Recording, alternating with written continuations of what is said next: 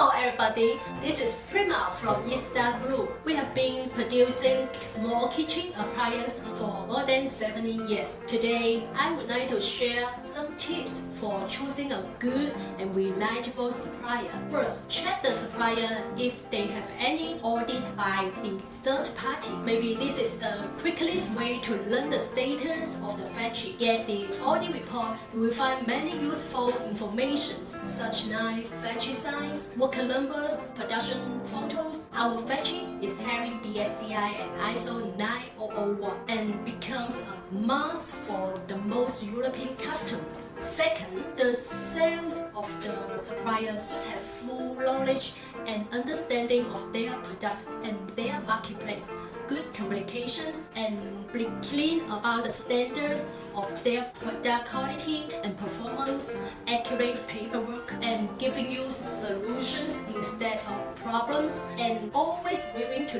learn and listen. Your willings are really important for long-term cooperation. The last but not the least, the production of suppliers should be right for your market with reasonable price and acceptable production lead times. We will share with you more tips about choosing a good product in the next videos. If you are interested, please follow up. Thank you. See you. Bye bye.